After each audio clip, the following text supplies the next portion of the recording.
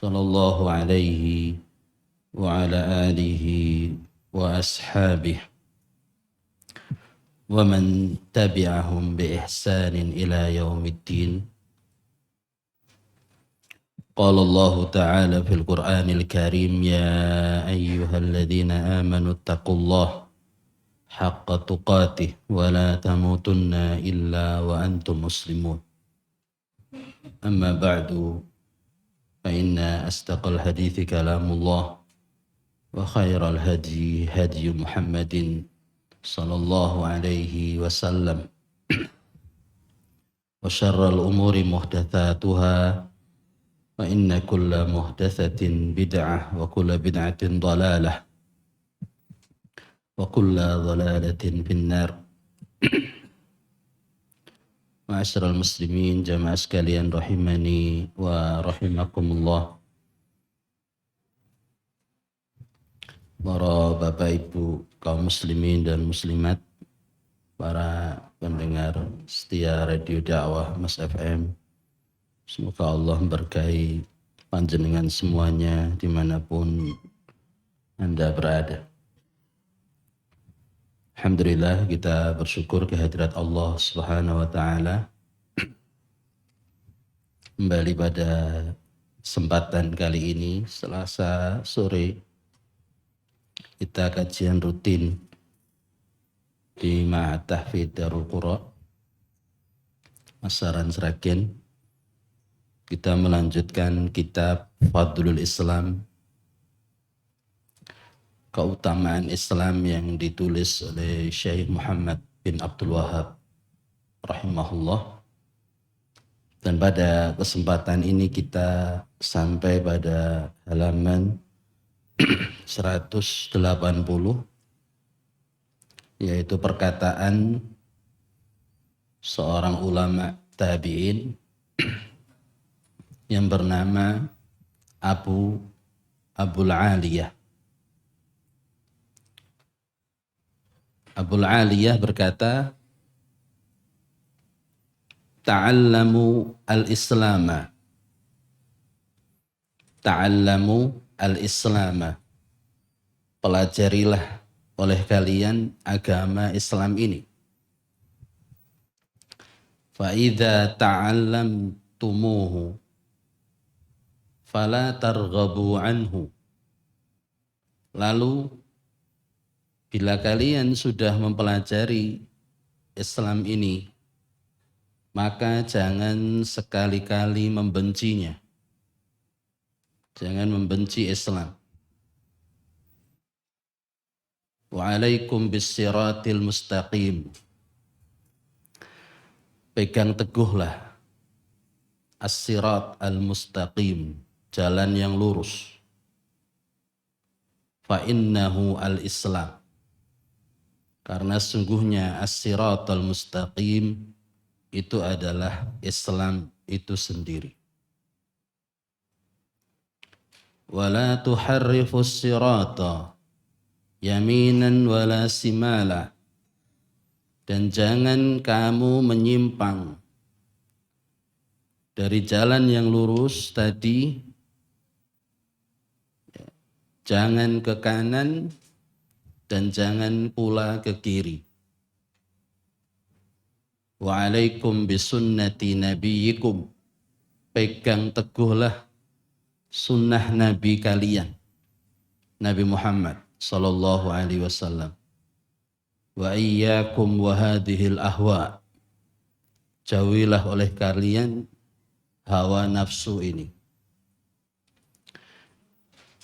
Ini yang akan kita kaji insyaallah pada sore hari ini. Wasiat yang sangat mulia dari seorang ulama tabi'in, ulama yang besar di zamannya, yang bernama Abu Aliyah Ar-Riyahi. Nama aslinya adalah Ruwaifi atau Rufai bin Mihran. Tinggal di Irak. Beliau adalah termasuk imamnya tabi'in. Pernah. pernah bertemu, berjumpa dengan sahabat Abu Bakar As-Siddiq pernah bertemu, belajar kepada sahabat Umar ibn Khattab. Seandainya dia berjumpa Rasulullah SAW maka dia sahabat. Cuma dia nggak berjumpa dengan Rasulullah maka dia masuk dalam tabaqah atau generasi bawahnya sahabat, yaitu tabi'in. Tabi'in adalah orang yang hidup di zaman Rasul tapi nggak ketemu dengan Rasulullah. Tapi ketemunya adalah dengan sahabatnya Rasulullah SAW. Ini yang namanya era atau generasi tabi'in. Di antara imamnya atau ulama yang besar di hidup zamannya adalah Abul Aliyah. Ada 4 wasiat. Ada 4 wasiat yang beliau wasiatkan kepada kita. Yang pertama adalah ta'allamu al-Islam. Pelajarilah Islam ini. Jadi kenalilah Islam. Ya, lebih dekat, lebih baik. Ya. Lebih dekat itu artinya dari sumber-sumbernya. Ya. Melalui ahli-ahlinya. Di sumbernya adalah Al-Quran dan hadis. Ahlinya adalah para ulama. Ahlinya adalah para ulama. Karena ulama itu adalah manusia yang menjadi panjang tangan dakwahnya Rasulullah Muhammad SAW. Pewarisnya para nabi itu adalah para ulama. Al-ulama warasatul anbiya. Para ulama itu adalah para pewaris nabi. Innal anbiya lam yurisu dinaron wala dirhama walakin warasul ilma. Jadi para nabi, para rasul, Rasulullah Muhammad SAW itu tidak mewariskan harta. Tidak mewariskan harta benda, dinar atau dirham, tapi beliau mewariskan ilmu. Faman akhadhahu akhadha bihadzin wafir. Siapa yang ngambil warisan ilmu ini, maka dia telah mewarisi warisan Rasulullah SAW yang sangat besar. Jadi wasiat beliau yang pertama adalah pelajari Islam. Ya, pelajari rukun-rukun Islam. Pelajari apa yang bisa membatalkan Islam. Karena Islam ini juga bisa batal. Jadi ada perkara-perkara yang dapat membatalkan keislaman seseorang. Nawakidul Islam. Jadi kita ketahui semuanya, mana yang diperintahkan, kita ilmui, kita pelajari, mana juga yang dilarang. Kita pelajari, kita ilmui, untuk kita jauhi yang dilarang, dan untuk kita amalkan yang diperintahkan semampu kita. Ini wejangan beliau yang pertama. Kemudian wasiat yang kedua adalah فَإِذَا تَعَلَّمْتُمُوهُ فَلَا تَرْغَبُوا عَنْهُ. Kalau sudah belajar Islam, sudah ngaji Islam dengan baik dan benar, maka jangan sampai kita membencinya. Wala targhabu an. Itu artinya menjadi pembenci Islam. Jangan. Dengan cara apa membenci Islam? Ya, mungkin ilmunya sebatas ilmu. Belum diamalkan. Karena kalau cuma mengilmui al-Islam tapi tidak mengamalkan, itu juga tercela. Orang Nasrani dicela di dalam surah Al-Fatihah sebagai orang yang dhalin, kaum yang menyimpang, yang sesat, karena mereka memiliki ilmu Orang Yahudi, ya, mereka dicela Allah dalam surah Al-Fatihah. Mereka sebagai orang yang dimurkai Allah SWT karena mereka memiliki ilmu, tapi tidak mau mengamalkannya. Jadi hanya mempelajari saja, ya, tapi tidak mau mengamalkannya. Itu termasuk targhabu anhu, yaitu membenci Islam itu sendiri. Jadi setelah mempelajari, maka tugas berikutnya adalah mengamalkan, mempraktekkan. Ya. Supaya kita berada di siratal mustaqim, yaitu istiqomah dalam ilmu dan dalam amal. Gitu ya. Wa alaikum bisiratil mustaqim. Ini pesan beliau yang ketiga. Jadi pesan yang kedua tadi, jangan sekali-kali membenci Islam.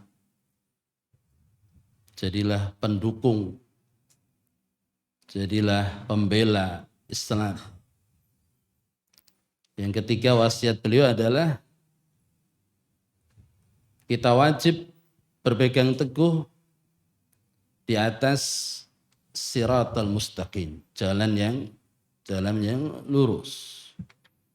Jalannya para nabi, jalannya para syuhada, jalannya para siddiqin, orang-orang yang jujur, dan jalannya para salihin, orang-orang yang saleh. Bukan jalannya orang-orang yang menyimpang,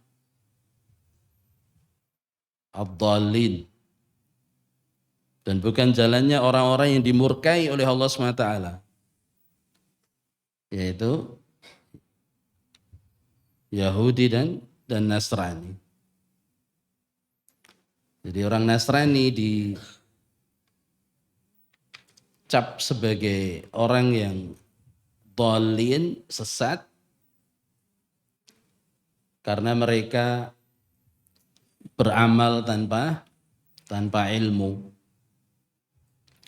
Orang Yahudi dicap sebagai al-maghdhub alaihim, yang dimurkai oleh Allah SWT karena mereka punya ilmu tapi tidak mau beramal.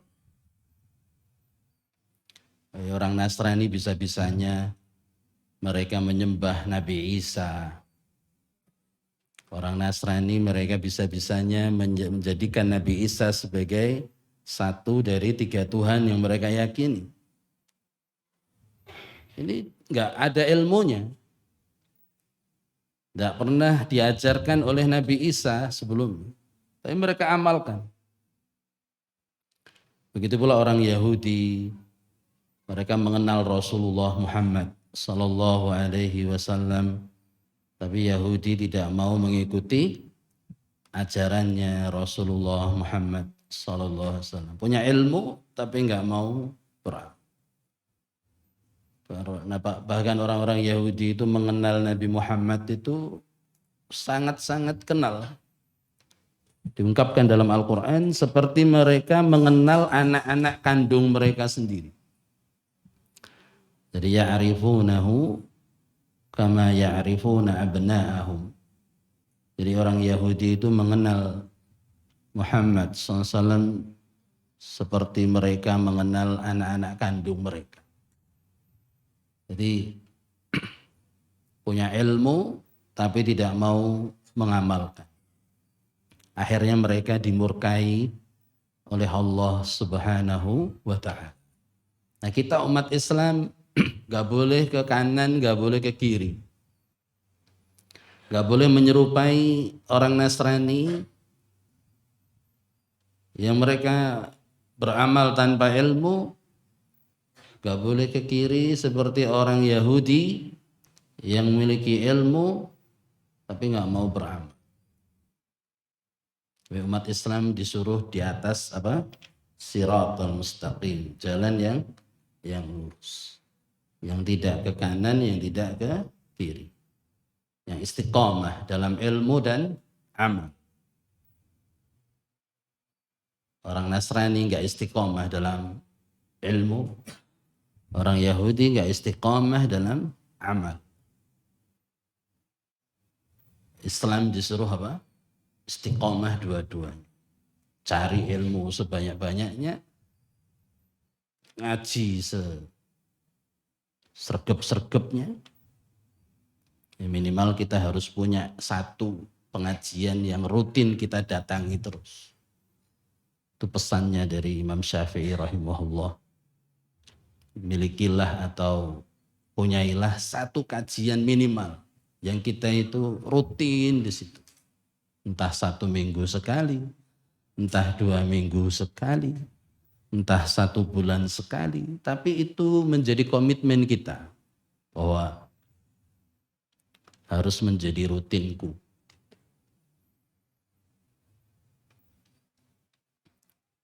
Apalagi nikmat di mana tempat tinggal kita nggak jauh dari kajian rutin. Itu adalah pesannya Imam Syafi'i rahimahullah. Betahlah di tempat di mana ada majelis ilmu di situ. Alhamdulillah.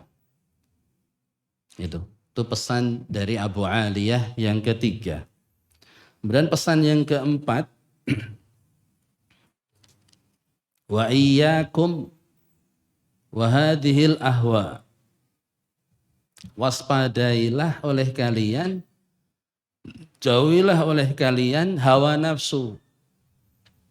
Jadi setelah kita belajar Al-Quran, belajar Al-Islam, belajar sunnah Nabi Muhammad SAW, kita berusaha mengilmuinya dan mengamalkannya. Jangan lupakan juga bahwa setan tidak akan tinggal diam. Setan tidak akan tinggal diam. Jadi nasihat yang keempat, waspadailah ya godaan hawa nafsu. Waspadailah godaan hawa nafsu di atas perjuanganmu untuk mempelajari Islam dan untuk istiqomah di atas Islam. Pasti ada godaan. Wa iyyakum wa hadhil ahwa. Waspadailah godaan hawa nafsu. Setan tidak akan tinggal diam. Ya. Maka dalam surah Al-An'am ayat 153. Al-An'am 153. Allah mengatakan wala tattabi'us subula fatafarraqa bikum an sabil. Kalian jangan mengikuti as-subul. Jadi di sini Allah menyebutkan jalan-jalan setan itu enggak cuma satu. Bukan as-sabil tapi disebut dalam bentuk jamak. Jamak taksir as-subul. Jadi jalannya banyak. Godaannya itu banyak. Ya, godaannya banyak. Wala tattabi'us subul. Jangan ikuti godaan-godaan yang banyak itu. Kalau kalian ikuti fatafarraqa bikum an sabilih. Itu akan mencerai-beraikan kalian dari jalan Allah yang lurus. Dari siratal mustaqim. Jadi dalam sebuah hadis Rasul membuat perumpamaan. Jadi Rasul itu kalau ngajari para sahabat itu sering bikin coret-coret. Karena kalau dengan coretan, dengan perumpamaan itu lebih mudah difahami. Jadi pada suatu hari Rasul garis di tanah garis yang lurus.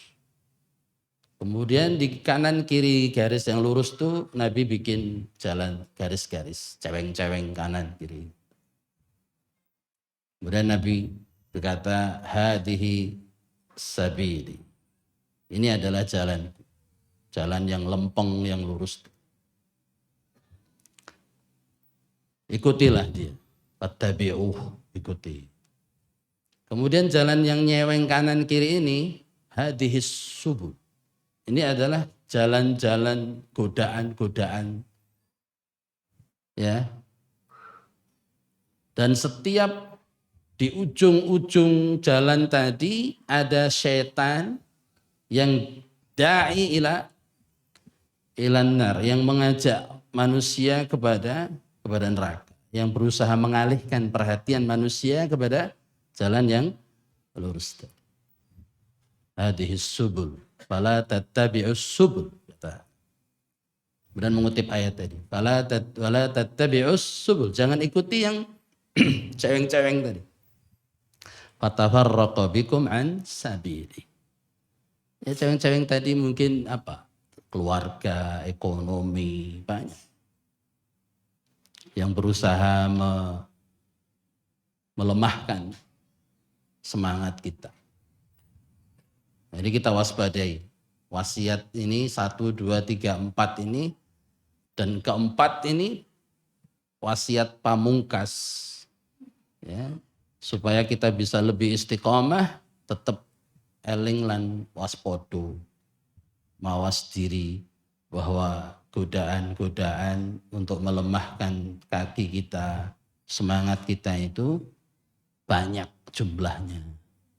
As-subul, ya, tidak cuma satu. Ini. Terus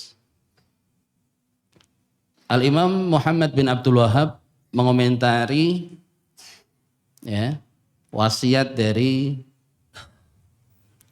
tabi'in Abu Aliyah tadi, rahimahullah. Syekh Muhammad bin Abdul Wahhab mengatakan, ta'ammal kalama Abil Aliyati hadza. Coba camkan baik-baik perkataan Abu Aliyah ini. Ma'ajallahu, betapa agungnya wasiat atau ucapan Abu Aliyah yang 4 tadi, ya. Wa'rif zamanahu, dan kenalilah masanya Abu Aliyah. Masa apa tadi? Masa tabi'in. Tabi'in itu era terbaik kedua dalam sejarah Islam. Terbaik pertama itu eranya Rasulullah dan para sahabat. Kemudian terbaik yang kedua adalah eranya tabi'in. Terbaik yang ketiga apa? Eranya generasi tabi'ut tabi'in. Rasul dan sahabat Nabi itu 100 tahun pertama. Kemudian tabi'in itu 100 tahun yang kedua. Kemudian tabi'ut tabi'in itu 100 tahun yang ketiga. Jadi 300 tahun pertama dalam Islam itu disebut dengan Al-Qurun Al-Mufaddalah. Jadi masa-masa keemasan Islam. Ini ulama udah bilang kayak gitu. Di zaman Islam masih murni, Abu Aliyah nasihatnya udah seperti itu. Wa'rif zamanahu, kata Syekh Muhammad bin Abdul Wahhab. Pahami, kenali zamannya Abu Aliyah. Alladhi yuhaddiru fihi minal ahwa. Yang mana dia memperingatkan, ya, di zamannya itu terhadap bahaya hawa nafsu. Allati manittaba'aha faqad raghiba 'anil Islam. Yang mana siapapun yang mengikuti hawa nafsu, maka sungguh dia telah raghiba 'anil Islam. Membenci atau menolak Islam. Jadi di masa itu minim dosa, minim maksiat, minim penyimpangan. Isinya orang-orang yang mulia. Ilmu masih dekat, masih melimpah. Masih dekat dengan zamannya Nabi, semakin dekat dengan zamannya Rasulullah, itu semakin aman. Perpecahan, fitnah masih aman. Tapi Abu Aliyah, ulama yang besar ini, menasihatkan tentang bahayanya mengikuti hawa nafsu. Wa tafsir al-islami bis sunnah, dan beliau menjelaskan atau menafsirkan Islam dengan as-sunnah. Ya, memang Islam itu adalah as-sunnah itu sendiri. As-sunnah itu sendiri adalah al-Islam. Seperti yang diungkapkan oleh para ulama salaf, di antara Imam Al-Barbahari atau Imam Al-Lalikai dalam kitab-kitab akidah, kitab-kitab as-sunnah beliau. Ya. Bahwa al-Islamu huwa sunnah, was sunnatu hiyal Islam. Jadi Islam itu adalah sunnah itu sendiri. Dan sunnah adalah Islam itu sendiri. Jadi di sini tadi beliau Abul Aliyah mengkaitkan Islam itu dengan berpegang teguh dengan apa? Sunnah Nabi Muhammad sallallahu alaihi wasallam. Jadi wa alaikum bisunnati nabiyikum. Jadi Islam dengan sunnah Nabi Muhammad SAW itu tidak akan terpisahkan. Wa khawfahu ala a'lamit tabi'in wa ulama'ihim minal khuruj anis sunnati wal kitab. Abul Aliyah di zamannya sudah mengkhawatirkan, khawatir kalau para ulama, khawatir kalau para imam-imam tabi'in itu mereka keluar, mereka menyimpang dari sunnah Nabi Muhammad SAW dan Alkitab, Al-Quran. Tuh, di zaman itu sudah beliau mengkhawatirkan, ya, ulama-ulamanya bahkan, bukan awam-awamnya, dikhawatirkan mereka bisa menyimpang dari sunnah Nabi Muhammad dan Al-Quran. Apalagi di zaman kita sekarang ini, maka kekhawatirannya lebih besar. Kekhawatirannya lebih besar. Banyak penyimpangan-penyimpangan terhadap Islam, banyak kemaksiatan-kemaksiatan yang dilegalitaskan.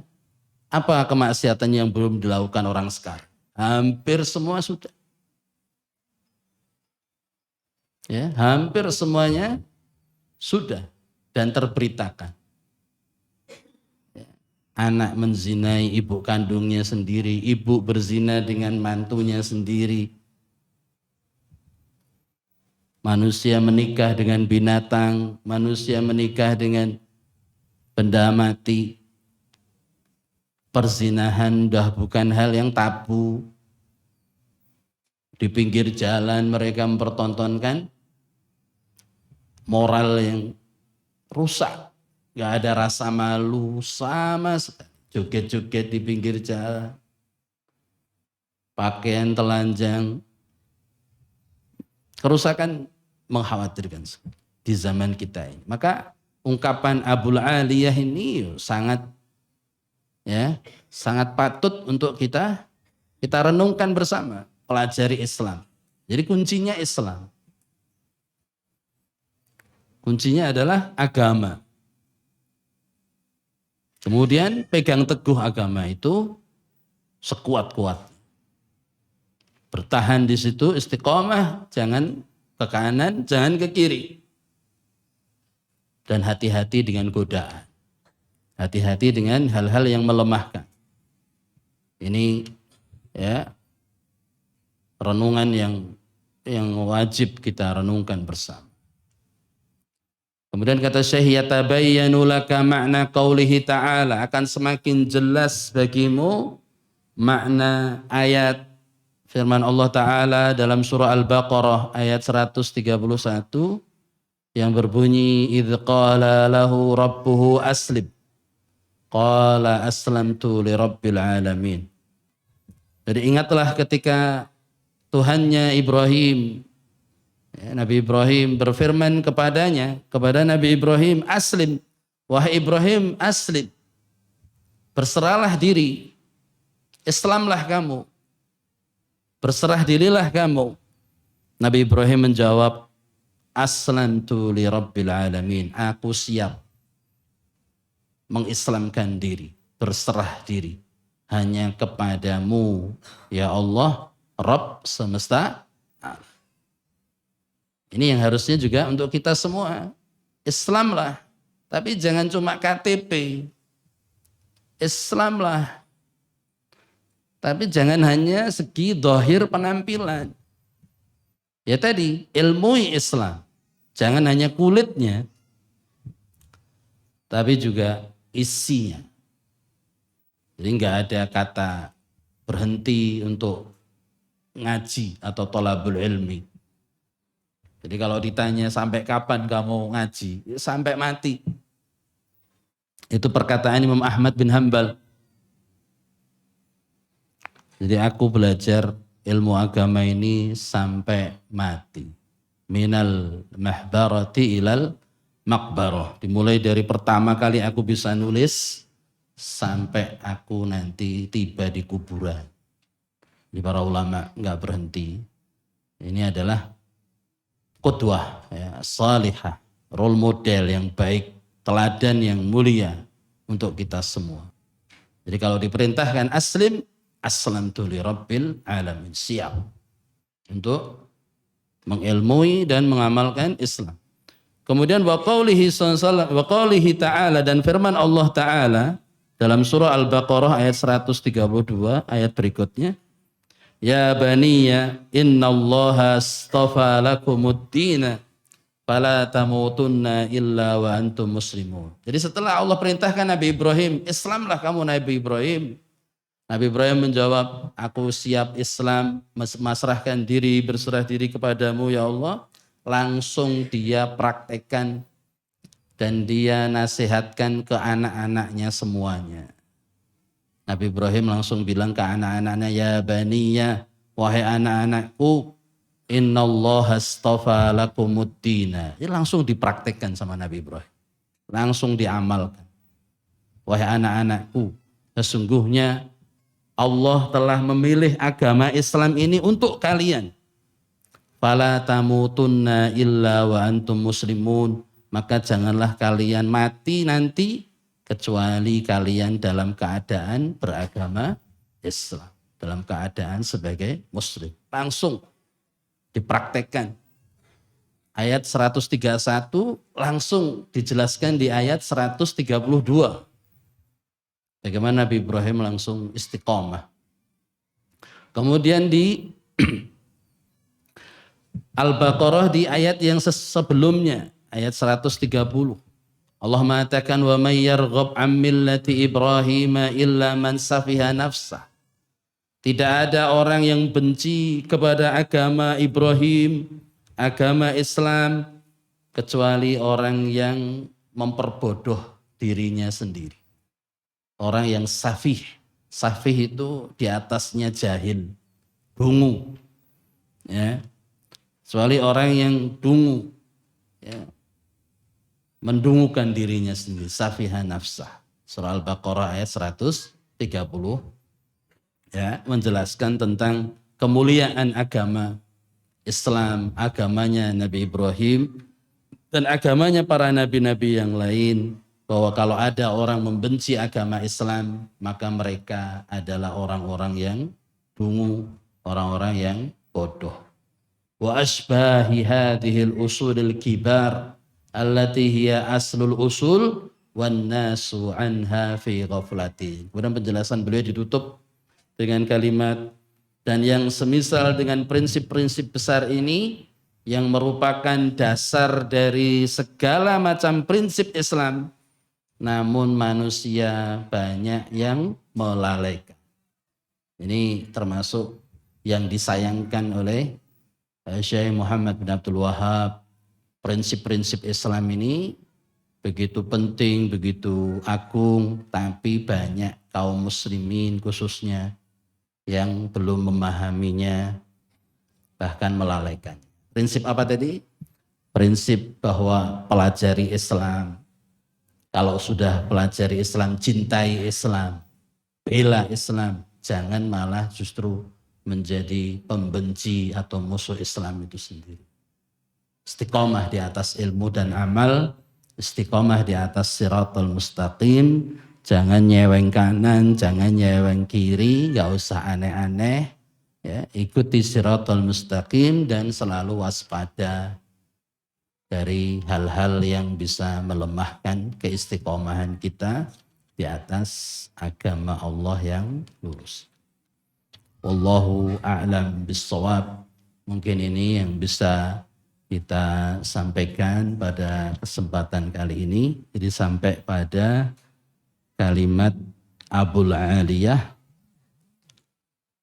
seorang tabi'in yang mulia. Insya Allah kita akan lanjutkan pada kesempatan yang berikutnya, pada bab yang selanjutnya. Insya Allah ta'ala.